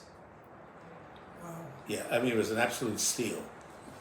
So they said, the only thing you got to do is you got to go get a life insurance policy, which I didn't have, which of course is understandable. That's, kick the bucket, at least they got their money. So I got a life insurance policy. The payments, I mean, it hit me hard, but it was like that first step of a dream come true, having a beach house, and that's how I ended up in Breakers. And so, and I got to name Miss Tooksy very well because she sort of just sat under her grape tree all the time. And everybody said, "Oh, Miss Tooksy, she's a miserable person." She wasn't miserable. You just got to know her. She just liked her privacy. Yeah. Okay, like I do. So she became a very good friend and good neighbor. And I would bring her fish all the time. Yeah. Okay, and then Miss Snell, too. I would bring her fish and conch. And again, that old charm, I guarantee you if I brought Miss Tooksy fish on Friday, on Saturday she would walk down to my house and bring me a bowl of peas and rice or something. Yeah. Or something. To go with the fish. Yeah. Even though I didn't need it and I was full, but you just took it. Yeah. So again, and so I lived there for, I think it was about 76 is when I bought the place, yeah. And Ivan took the original old house away, but I just rebuilt on the same property. Yeah. I was the only one that whole strip there that, by then Miss Tooksy had passed. Yes. And this lady up the road owned what was her name? She's the one who owned the Lighthouse Restaurant. Oh, okay. Yeah. I forget her name, but she also had a house there. Not Yes, Hull. Hull. Mini Hull or something like that. I can't remember. First I know Yeah, it yeah, you're was right Hull. though. That's it. It was Hull. Anyway, and she also had another house there, but that blew away. Didn't have insurance, so I'm the only one that had insurance there. So good. I have no neighbors now, and I love it. Yeah. And did you? That's just thinking of Ivan. Were you there during the storm? No. I was actually Mark McTaggart, my drummer, I mentioned. He had. We had planned that weekend. We were supposed to go to Texas to do a show, the whole band, and Mark had already gone up to make sure the equipment was there and stuff like that. And when we found it was coming this way, Mark just said, "Hey, just go to my house," because he lives inland. And he had a real secure house. He had a couple of leaks, but nothing like. Yeah. But I knew the thing is, I knew that day was coming when I bought that house. I'm so close to the sea.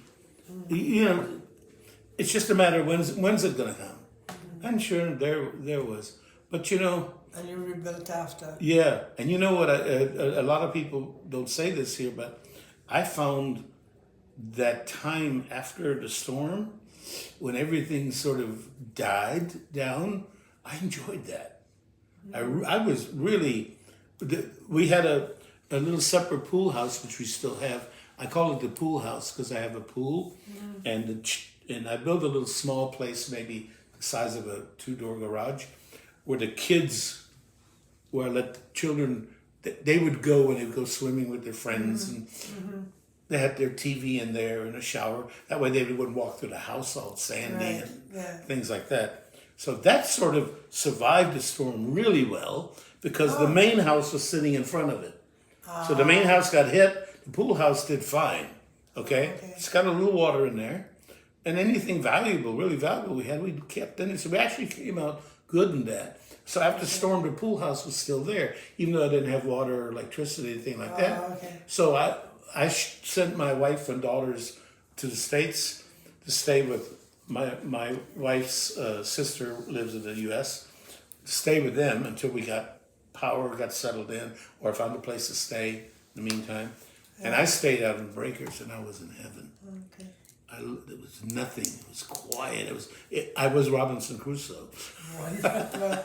As you said about your wife, I could, and your family, I was just going to make a note of that, of their names. Yeah. Okay. I have 5 children. My daughter, I have a daughter called Dawn, and now she lives in the Bahamas. Now she's from my first wife. Okay, and Dawn lives there, and in the same area I told you where I was when I was young, when I lived there. Okay, and now she's got children, and her children have children. And now. And they're all still in Treasure Key, is it, or Turtle Key? Well, it's called the Abacos. No, they're in a place called Green Turtle Key. Green Turtle Key. Yeah, Okay. yeah. And then I have 2 sons.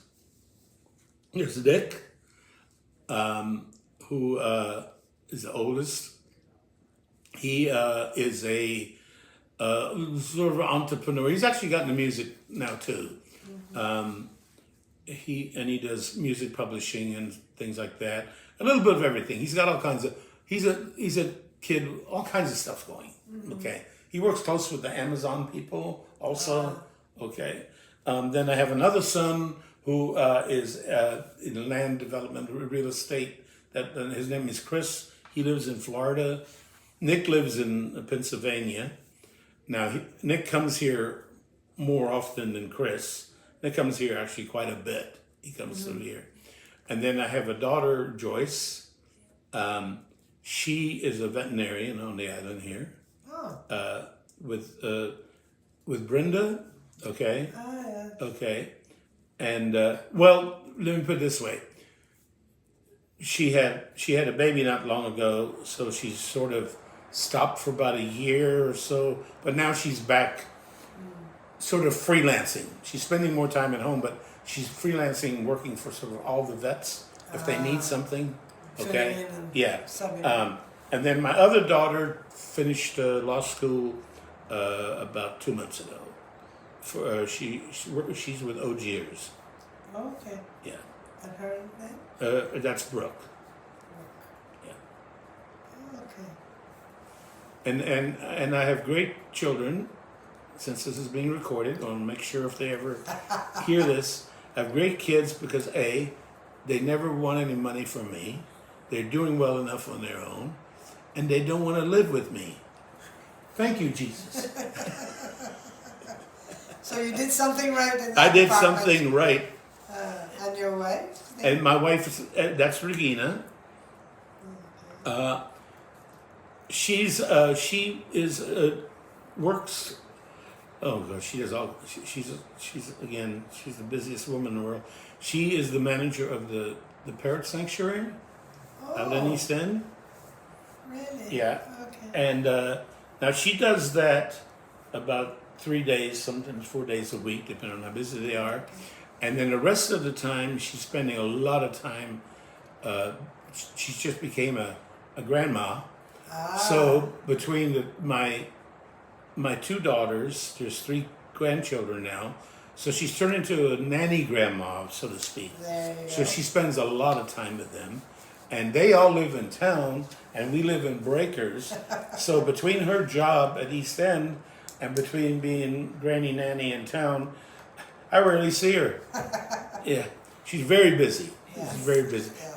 which is good. You know, I mean, Yeah. yeah, she does her own thing, and as I've said 1,000 times,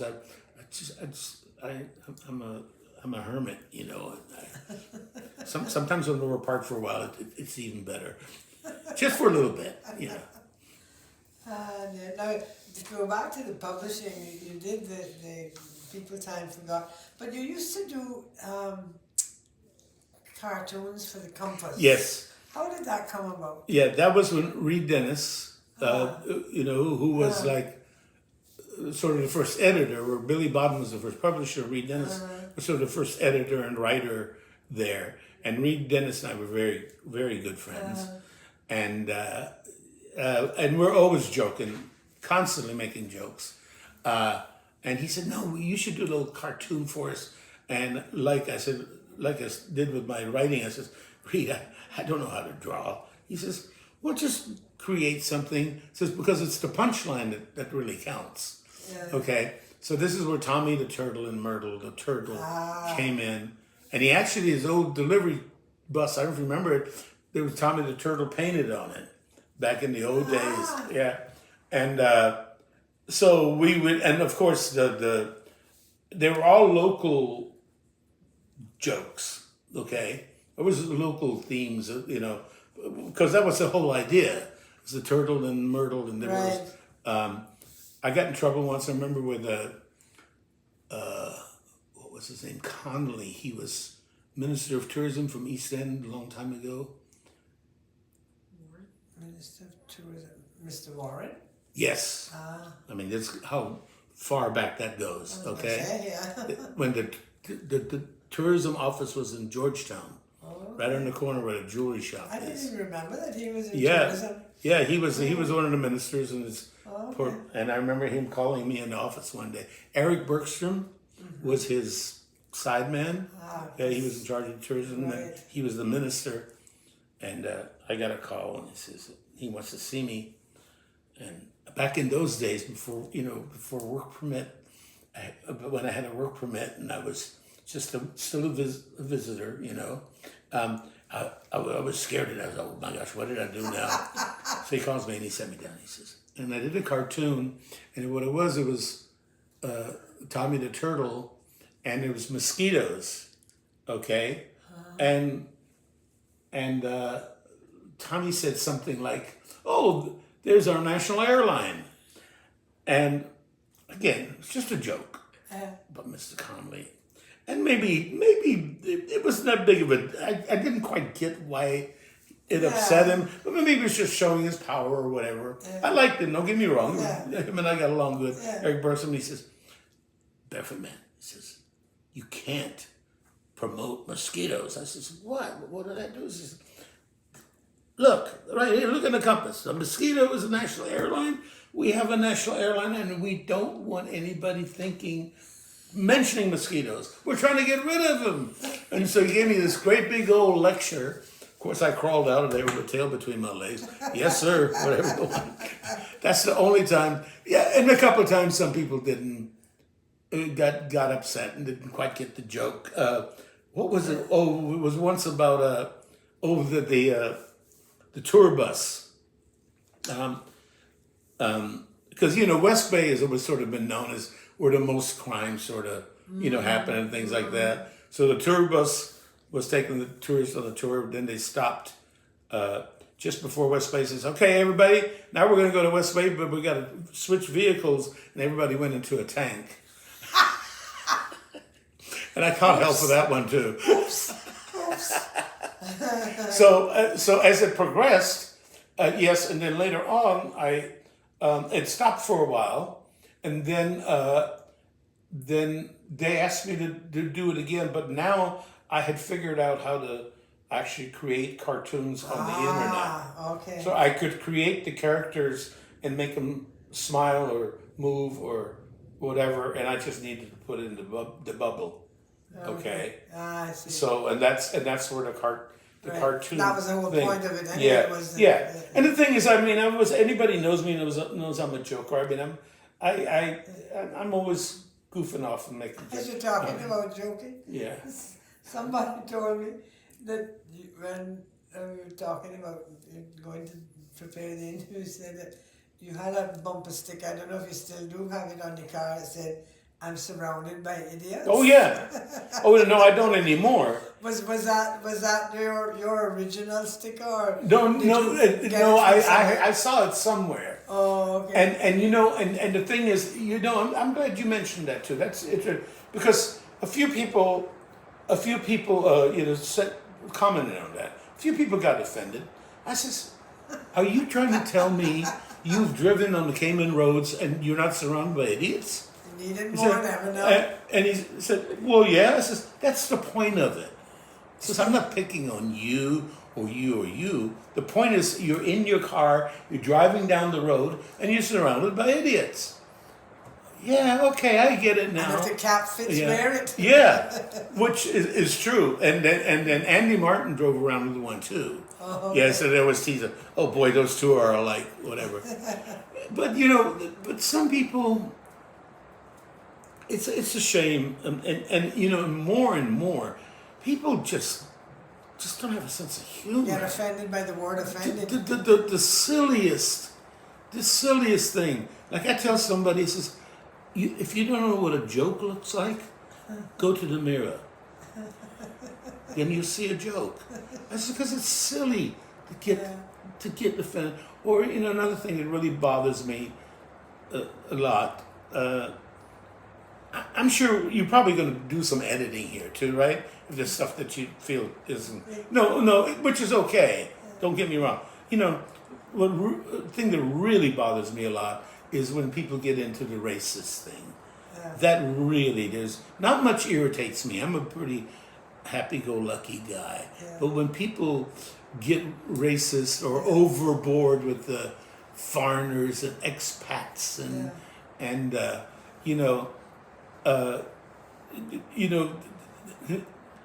I'll hear Caymanians. Caymanians have been too complacent. They're too nice. Remember I said earlier, everybody was nice that I met? Yeah. Well, it's too bad so much of that niceness has stuck. And where one of my favorite stories was Andy Martin, after he left when Treasure Island closed, he got a nice little payout, okay, servants paying, whatever, and he took off about a year and didn't do nothing, just sort of vacationed. And then he decided to go back to work, and he told me, he says, I want to get a job closer out where I live, because he lives in my district more, Lower Valley, yeah. And I said, why don't you try Rum Point or Caibo or in those hotels? And he said, yeah. So he went out and he went out to Rum Point, which was run by the Hyatt at the time. And he goes out to Rum Point and he applies for a bartender job. He sat down, the guy, and so the guy said to him, says, thanks, Andy. Okay, we don't need bartenders right now, but we'll call you when we do. Now here's how Andy came back, and this is how I always tell Caymanians how they should come back, okay? Andy's response was, sir, I just stopped at the bar. I saw a bartender from Canada. I saw a bartender from Jamaica, okay? I saw a bartender from America. I'm a bartender from Cayman with 25 years experience, and you tell me you don't need a bartender. Now, he left it at that. Okay, I know Andy, I know. Now, if he has too much to drink, he'll get nasty. He was sober then, okay? And he left it at that. And the thing is, you think about it, I tell locals this all the time, I say, well, I went and applied for a job, but they said they didn't need, and they had an advertisement for this job. And I said, well, then what did you do after that? Well, I went home. I said, that's your own fault. I said, you need to be diplomatic and do this in a diplomatic way. Because if you're a Caymanian, technically you are entitled to that job. Really. I mean, they're not going to go and throw that person out the door just because you arrived, but you can't just go home now. You just can't stop there and then blame the whole world. And to finish Andy's story, and so he mentioned that to the guy. By the time Andy got home, on his answering machine, the what do they call those people who hire the people? HR person from the Hyatt called and says, if you could come in, Mr. Martin, we'd like to speak with you. A week later, he had a job. There you go. Okay? But what they did, they were smart too. They didn't now fire somebody and put Andy in their place. They kept them on, and apparently when their permit was up, they either left or they put them in another position, whatever. But that was the way you handle stuff. Because there's, as I told all my children, I've told every single of my children, 3 of them were born here in Cayman. Okay? I said, you're born here. I have status. You are 100% Caymanian citizenship. You have a Cayman passport. Okay? It says you can do anything you want in Cayman. You really can. You can really do anything, especially if you're a Caymanian. You can do anything you want, but you got to put your mind to it.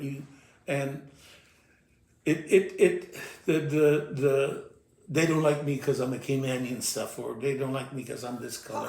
That irritates me. How do you interpret that when people talk about that and say Caymanian, and there's a lot of that, especially in social media, banded back and forth. We're being overtaken, and none of us Caymanians.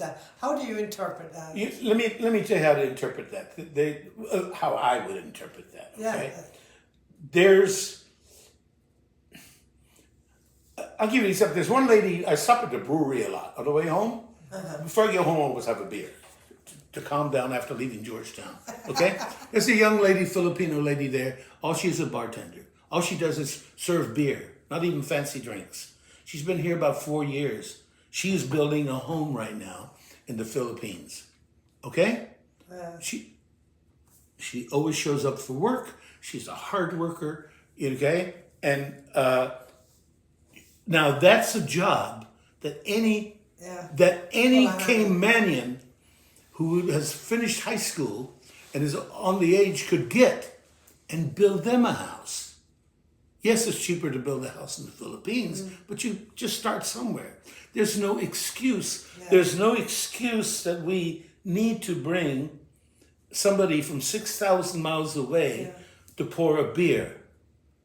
There's no excuse for it. But you know what? They're here only because somebody else won't do it. And who's the people who won't do it? Okay? Don't get me wrong. I mean, the majority of all my close friends are Caymanians. But the majority of my close friends who are Caymanians are fairly intelligent. I'm not saying they finished university, but they think like I do. They agree with me on it. Now, maybe if they're talking to a Caymanian, they might say something different. But talking to me, well, and Andy's one of the top ones. You know, he hates lazy people. Okay, but there's so much opportunity out there. Yes, there are people. I think there are people who are prejudiced or racist in the way where they only want to hire their own. That, yes, you hear a lot of that. Yeah. Okay, but for example, the Filipinos, so many we have here now. If you get to know them, they're hardworking, nice people. Yeah. They wouldn't be here if you took the job. Yeah. If you took the job raking the yard, they wouldn't be here. Okay? Yeah, I think all that happened through the banking era. Yeah. I think when Cayman became this big banking place in the world, everybody wanted to wear a tie. The girls want to wear pantyhose and high heels. They want to work in an office. Okay, so their parents brought them up with this vision They needed of to do better. yeah, vision. You don't want to be a cocktail waitress. Let me tell you what I know. After working in the tourism business for 50 years, these guys make money, good money. Back in the Holiday Inn days, those bartenders were averaging $400 to $500 a night in tips alone. That's 25, 30 years ago. Yeah. So the money's being made here, and for example, another negative thing I hear all the time from Caymanians, which I don't like, is DART is taking over the island. DART. And you know what? I don't even know Mr. DART. So what I'm about to say is not because he's my buddy. I don't know. If he walked in right now, I wouldn't know it was him. No. Okay? However, everything Mr. DART has done has been improved by Caymanians. So keep that, keep that in mind. You don't go argue with DART. Go argue with the government. And he hires Caymanians. Yes, exactly. Oh, yes. He's surrounded. He is surrounded, and he makes sure he does. Yeah. No, I better not say that. I remember a great interview on the radio with Ezra Miller from Northside. Was complaining about DART, but and Ezra, if you hear this, I know you. I like you, but anyway. But And you have a lot of contacts, and you said in Green Turtle Key, and you have other contacts in other territories. But what made Cayman special? What makes Cayman special still? Yeah, well, what made Cayman special again, like I told you, it was sort of the island that I was looking for. There was nothing here. There was nobody. When I say nobody, it was quiet. There was no radio. There was no TV. It was that Robinson Crusoe thing. Okay, it was that Great Escape, and of course the people. Everybody seemed to. I felt they were welcoming me. Right. And I wasn't even known then. I was just a kid. Okay, they were nice to me. So and in a lot of the other Caribbean islands, that feeling wasn't there. There was there was a lot of anti-foreigner things even back then. Okay, but here I never felt that. But now, heck, it's my home. Yeah. Okay, I mean, and everybody knows Barefoot Man. yeah, and you know what? As long as I have my house out in Breakers, it's my escape. I come to town 2 days a week. I think I told you in the beginning. And I don't like it, but I have to. There's just things I gotta do, like it or not. So, but once I get past Town, my whole stress level shoots down, and I hide out. And as long as I'm out there, I would actually choose to live in Little Cayman, but my wife won't do it. No, she said that's just a little bit too much quiet for her, and also now she's so attached. Oh my gosh, she has become a grandma. Like No. That's a special thing. I don't dislike my grandchildren, but my God, I don't have to hold them 24 hours a day. No. Yeah, no, it obviously is. Thing. And everybody always said that, before she became a grandmother, everybody would say, yeah, you wait till you become grandparents. And I'm like, yeah, we'll see. Yeah. To me, it's just more gifts I gotta buy. Before we roll in and finish off with a little music, what would George Nowak, the Barefoot Man, like most to be remembered for? Oh boy. Anything. Just your personal, your professional, your just Well, that is that something you've never thought about? yeah, I've never given it a lot of thought. You know, I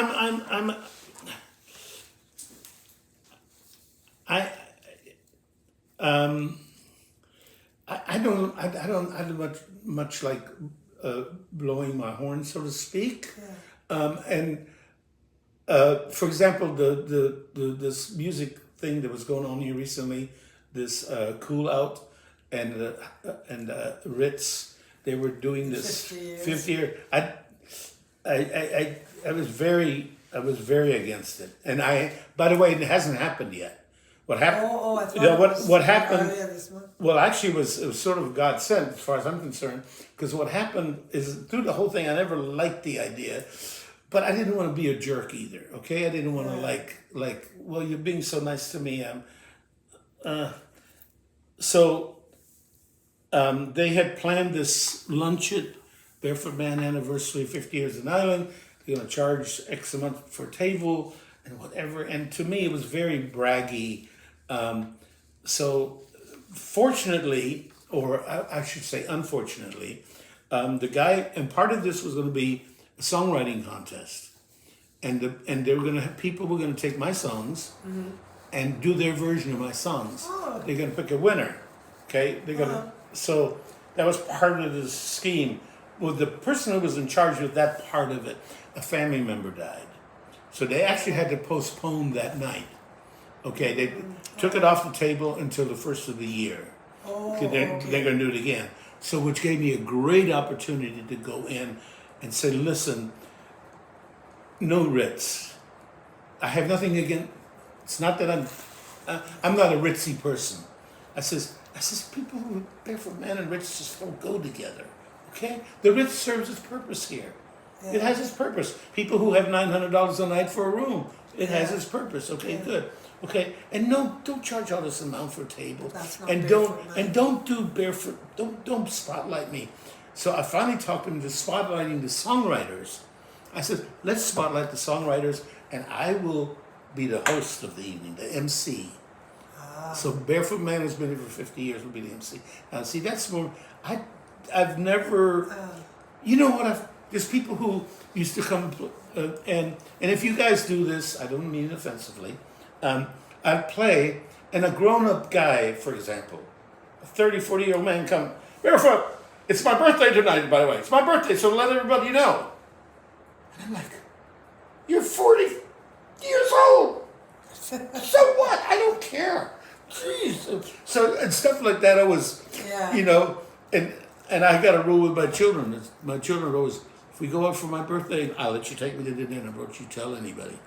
And so I've never, so you're asking me a question that but only, you need time to think about. Yeah, well, the only thing is, you know, you only answer that by maybe bragging on yourself a little bit, but I don't know. Listen, I've done, you know, I've committed no crimes here. I've got a few traffic tickets in my life, and that's about it. And I've you know what, over the years, I've always, you know, Rotary Senior Citizens, I played for years. I played for all kinds of functions over the years where I've given my time, and I, you know, do my little duty for the island. Just want to be remembered as the Barefoot Man. Yeah, just you know, a singer of funny, crazy songs, and makes me happy. And of course my photography. You know, I'm very honored that, you know, my film came here because what happened is those 35 millimeter negatives were, you know, if you don't keep them, I'm sure you folks know this, if you don't keep them in a proper storage, they Yes, mold, they yes, rot. Yeah. So this is where the thing, and I forget who I initially was in contact with here, and they said, why don't you take them to the archives? And I said, fine. And so I said, why don't you take these? And that's where the book came about, okay? Right, yeah. And you know the book is not a money maker for me. I don't ask for any money for that. For the museum. Yeah, the museum sells them, and they do their own thing. Now and then I'll ask for a picture which I don't have from the collection, Right. but that's about it. But so I've done my little share, and if I do something, if I go out and do something, I do it. Do you remember Glida Forbes? Yeah. Do you? Uh-huh. Every Christmas for almost, I don't know how many years, but I just wouldn't tell people. Remember, she was located, her orphanage was right there where the glass house used to be on the other side of the street. Yeah, yeah. And She had a little school originally a long years little ago. school right Yeah. there, yeah. And she used to have about 10 or 12 kids that were orphans. And I would go by. Now, see, as I'm telling this story, it sort of sounds braggish, but I don't mean it in a braggish way. You go right ahead And somebody asked me once, says, would you go up and just sing those kids some songs? So I went at Christmas, I sang some Christmas songs for the kids. And then I saw and she told me, back then, she got no government help at all. It was just people, people helping her, that kind of a thing. And after I left that place, I went to, what was it? I think it was Comart or one of those places in town. And I bought a bunch of gifts and I brought them all back to the kids. Okay. And I did it for like 7 years. Now, the thing is, again, I say this not, oh boy, you're such a nice guy. Now, but nobody knows that story. Yeah. You know what I mean? I've never gone to the company that says, hey, write a story about me and giving them away. No. A lot of people don't even remember Miss Bleeder Forbes, But what's nice, every now and then, I'll be in a grocery store and a grown-up person will walk up and say, Barefoot, I remember when you came to sing for me when I was a little boy. Now that's a good feeling. Yeah. Yeah. So that's a good way to end it, right? That's good. Now, before we're going to pause and then we'll do the filming of the song. Have you thought which song you'd like to do? What if I do this? What if I do one of my older and one of my newer? Yeah, Does that'll that work. sound good? Is that okay with you? Yeah. So do you want us to pause? Should I introduce the song or just? Yes, just, please. Yes, just- this this is the one after Ivan. After Ivan took the house and the boat and everything. What happened to my West Star dish? My glass bucket that I used to fish. What happened to my catboat, my parrot and my billy goat? What happened to my West Star dish? Ivan, blow them away, Ivan. Coming round the bay, Ivan. Never clear immigration. Ivan, leave up disgrace, Ivan. Mash up the place, Ivan. Never clear immigration. What happened to my little dog? Can't find the little beast, he's nowhere in the fog. Oh, how I miss him so. Where did my little dog go? Ivan, no, that wasn't you. No, don't say no, Ivan. Ivan, blow them away, Ivan. Coming round the bay, Ivan. Never clear immigration.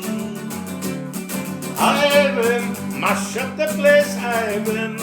What a disgrace, Ivan. Never clear immigration. Ivan, never clear immigration.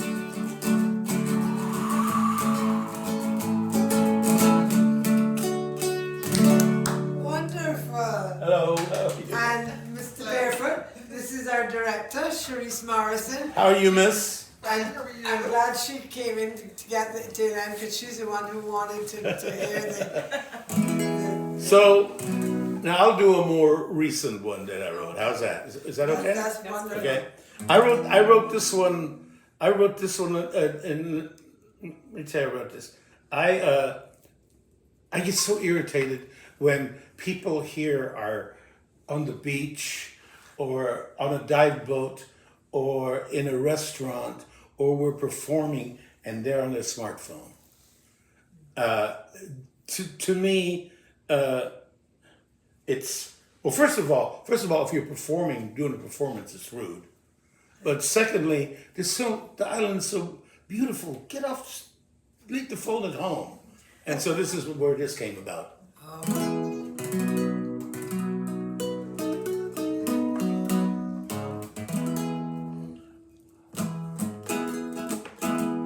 I'm going where the Wi-Fi is weak, but the rum is strong. Pretty island girls sing some pretty little island songs. You're welcome to go, but leave your iPhone where it's at. Oh, 'cause this is paradise. There ain't no app for that.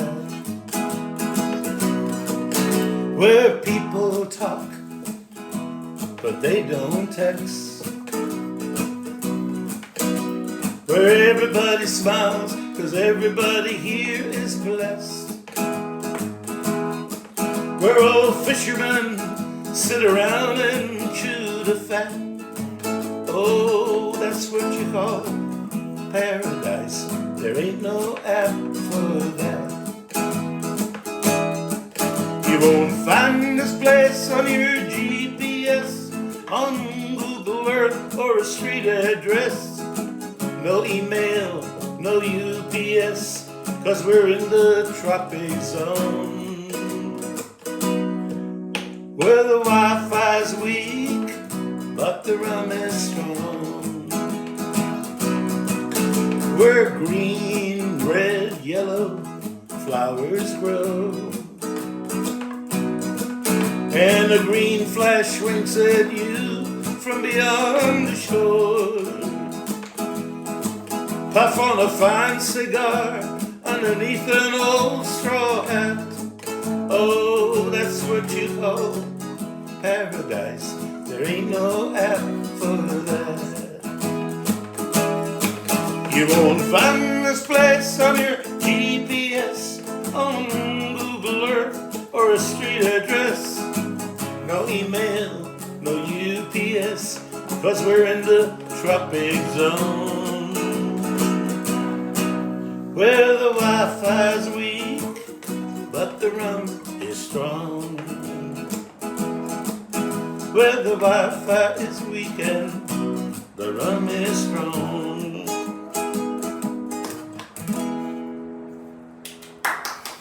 Wonderful. Okay? Barefoot Man, thank you very, very much. Thank This you. has been wonderful. Thank you. I'm honored. Like I said to my friends the other day, boy, when the archives ask you to come in, you know you've been around a while. You've become an archive. Yeah. Well, you joined the club. We've been here long enough for our Yeah.